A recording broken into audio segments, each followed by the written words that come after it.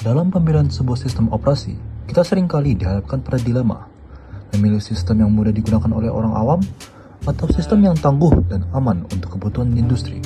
Menjembatani dua kebutuhan yang bertolak belakang inilah yang menjadi tantangan terbesar dalam arsitektur perangkat lunak modern. Halo semuanya, selamat datang di video presentasi kelompok kami. Saya dari Setia Sumanti dengan NIM 67204197, dan hari ini kami akan mengupas tuntas sebuah topik yang sangat esensial di dalam studi sistem operasi, yaitu analisis sistem operasi Ubuntu. Di dalam video kompilasi ini, kami berempat akan membedah Ubuntu secara terstruktur, mulai dari sejarahnya, arsitektur panelnya, hingga bagaimana sistem ini mengolah memori dan penjadwalan prosesnya. Mari kita mulai dari latar belakang masalahnya terlebih dahulu. Di era digital saat ini, kebutuhan akan sistem operasi yang open source, stabil, dan aman adalah hal yang mutlak bagi perkembangan teknologi modern. Disinilah Ubuntu hadir sebagai solusi yang luar biasa. Sistem operasi ini dirancang dengan filosofi yang kuat, yaitu mengutamakan kemudahan penggunaan tanpa sedikit pun mengorbankan ketangguhan sistem di latar belakang. Fleksibilitas ini membuat lingkungan penggunaan Ubuntu menjadi sangat luas, mulai dari komputer desktop harian kita, infrastruktur server berskala raksasa, hingga lingkungan komputasi awan modern. Namun, perjalanan Ubuntu hingga menjadi raksasa seperti sekarang tidak terjadi dalam semalam. Mari kita kilas balik sejenak ke sejarah dan evolusinya. Semua ini dimulai pada tahun 2004 dengan rilis perdana mereka yang berkode nama Warty Warthog atau versi 4.10. OS ini dibangun berbasis distribusi Debian Linux. Pada masa itu, Linux terkenal sangat rumit untuk orang awam. Namun, Ubuntu hadir mendobrak stigma tersebut dengan menawarkan instalasi yang sangat mudah, serta komitmen siklus rilis yang teratur setiap 6 bulan sekali. Lompat ke tahun 2010, terjadi momen eksperimen besar di mana Ubuntu memperkenalkan Unity Desktop demi mengejar impian konvergensi perangkat. Sayangnya, visi tersebut kurang mendapat respon baik di komunitas. Hingga akhirnya pada tahun 2017, Ubuntu memutuskan untuk kembali ke antarmuka GNOME sebagai desktop environment bawaan mereka, dimulai dari versi 17.10 dan dikukuhkan pada versi stabil 18.04 LTS demi menjaga stabilitas sistem. Dan kini di era modern, fokus Ubuntu tidak hanya berhenti di desktop saja. Mereka terus berinovasi mengembangkan Ubuntu Core untuk perangkat printer IoT, mempopulerkan format paket aplikasi Snap, serta mendominasi lingkungan komputasi awan global. Setelah memahami sejarah panjangnya, mari kita masuk ke bagian teknis yang paling menarik, yaitu komponen internal dan sistem operasi Ubuntu. Pembahasan mendalam ini akan dilanjutkan oleh rekan saya di video berikutnya.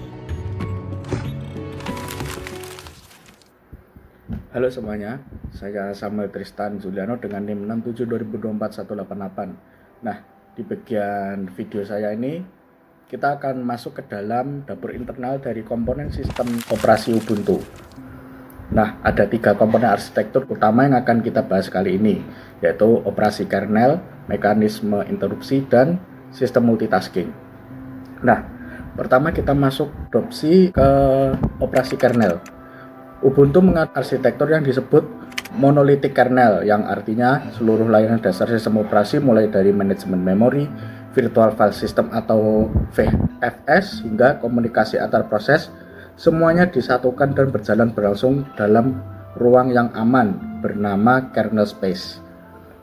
Pendekatan monolitik ini sengaja dipilih demi mengejar satu hal utama, yaitu performa eksekusi yang setinggi mungkin.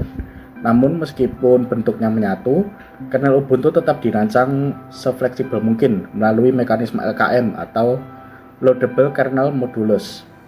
Fitur ini memungkinkan modul atau driver perangkat keras baru untuk dimod secara dinamis kapan saja ke dalam memori tanpa kita harus melakukan restart pada komputer kita. Lalu komponen yang kedua itu adalah manajemen interupsi atau interrupt. Nah, bagaimana Ubuntu itu bisa menangani perintah atau sinyal darurat dari perangkat keras secara tiba-tiba. Nah, disinilah peran IDT atau yang disebut Interrupt Descriptor Table bekerja. Untuk menjamin agar sistem operasi tetap responsif, penanganan interupsi ini dibagi menjadi 2 tahap eksekusi, yaitu top half dan bottom half. Bagian top half itu bertugas menangani pekerjaan yang kritis dan mendesak dengan kecepatan yang lebih baik. Sedangkan sisa pekerjaan yang membutuhkan waktu proses yang lama itu akan didelegasikan ke bagian bottom half untuk diselesaikan nanti saat beban CPU saat lebih senggang.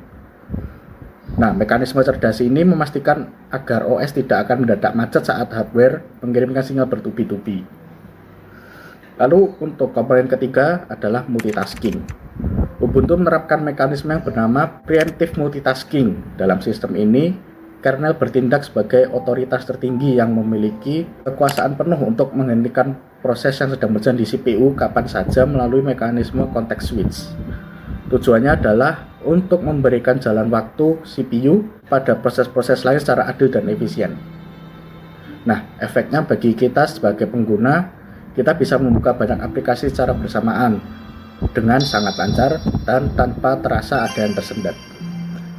Kompleksitas arsitektur Ubuntu itu tidak hanya berhenti di sini saja.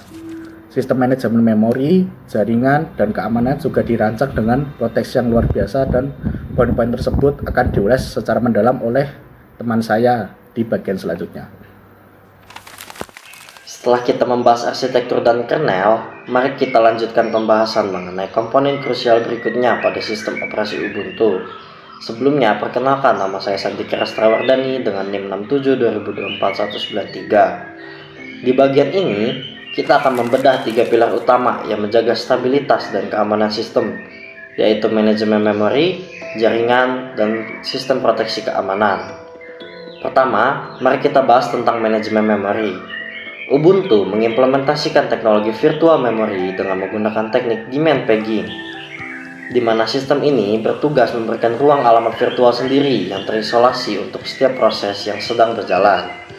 Artinya, sebuah program tidak akan pernah bisa mengintip atau merusak data milik program lainnya di RAM fisik komputer kita. Lalu, apa yang terjadi jika RAM fisik komputer kita tiba-tiba penuh akibat membuka terlalu banyak aplikasi berat sekaligus? Ubuntu dibekali jaring pengaman bernama swapping yang secara otomatis akan memindahkan data aplikasi yang sedang tidak aktif dari RAM ke dalam partisi atau file swap di media penyimpanan sekunder kita. Dan jika kondisi memori benar-benar sudah masuk ke tahap yang kritis, sistem darurat bernama OOM killer atau out of memory killer akan aktif. Fitur pintar ini akan mendeteksi dan secara terpaksa mematikan satu progres atau aplikasi yang paling tidak penting demi menyelamatkan seluruh sistem operasi agar tidak mengalami crash total. Poin berikutnya adalah mengenai networking atau jaringan. Dukungan protokol jaringan seperti TCP/IP stack sudah tertanam dengan sangat kuat langsung di tingkat kernel. Nah, untuk di tingkat pengguna, Ubuntu mengandalkan utilitas modern seperti NetPlan dan Network Manager untuk mengelola koneksi dengan andal serta mendukung arsitektur client server modern. Untuk dari aspek keamanan, Ubuntu memiliki kebijakan proteksi yang sangat ketat.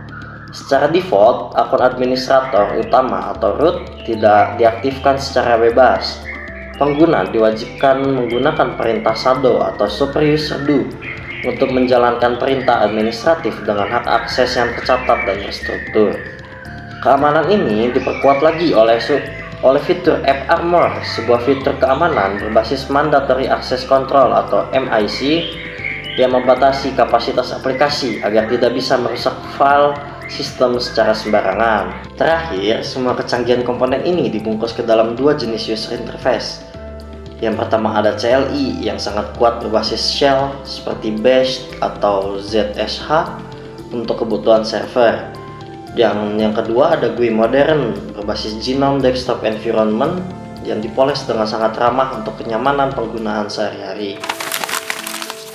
Untuk berikutnya, kita akan masuk ke pembahasan yang paling esensial, yaitu otak penjadwalan proses di dalam kernel Ubuntu yang akan disampaikan oleh teman saya setelah ini. Halo teman-teman, di bagian video terakhir ini saya akan membedah materi spesifik dari bab 3 mengenai struktur kernel, konsep algoritma penjadwalan, sekaligus memberikan evaluasi akhir dari analisis kelompok kami. Di dalam struktur kernel Linux pada Ubuntu, terdapat pemisahan hak akses yang sangat tegas antara user mode dan kernel mode. Aplikasi buatan manusia yang berjalan di user mode sama sekali tidak boleh menyentuh hardware secara langsung. Jika aplikasi tersebut membutuhkan akses, misalnya ingin membaca atau menulis file ke hard disk, mereka harus mengajukan permohonan ke kernel melalui pintu khusus bernama system calls.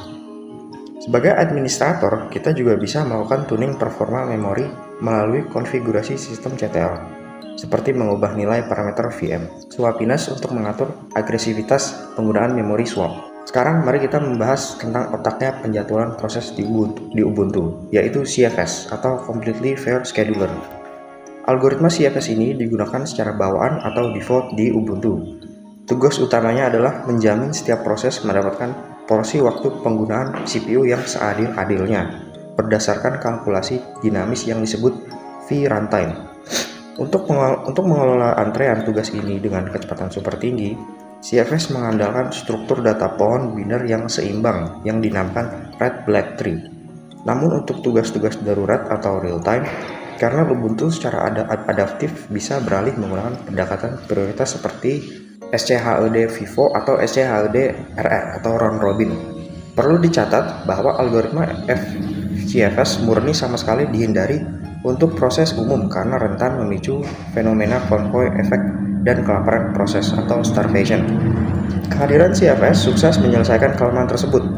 Sebagai analisis dan evaluasi terakhir, kekuatan terbesar Ubuntu adalah ia berhasil menawarkan keseimbangan sistem yang matang. Kelebihannya adalah gratis, open source, memiliki ekosistem komunitas terbesar di dunia, serta siklus rilis LTS yang menjamin stabilitas jangka panjang. Kekurangannya hanya terletak pada masalah kompatibilitas software tertentu, dukungan game AAA yang masih berkembang, dan lingkungan genom yang terasa agak berat di komputer lawas. Meskipun begitu, prospek masa depan Ubuntu sangat cerah karena ia mendominasi infrastruktur cloud modern, pengembangan IoT melalui Ubuntu Core, serta menjadi platform standar utama untuk kecerdasan buatan atau AI dan machine learning. Kesimpulannya, Ubuntu adalah sebuah sistem operasi berbasis arsitektur monolitik kernel yang sangat canggih, efisien, dan serbaguna, baik untuk kebutuhan desktop ataupun server global. Itu saja seluruh rangkaian analisis dari kelompok kami. Terima kasih banyak atas perhatian teman-teman semua yang sudah menonton video ini dari awal sampai akhir.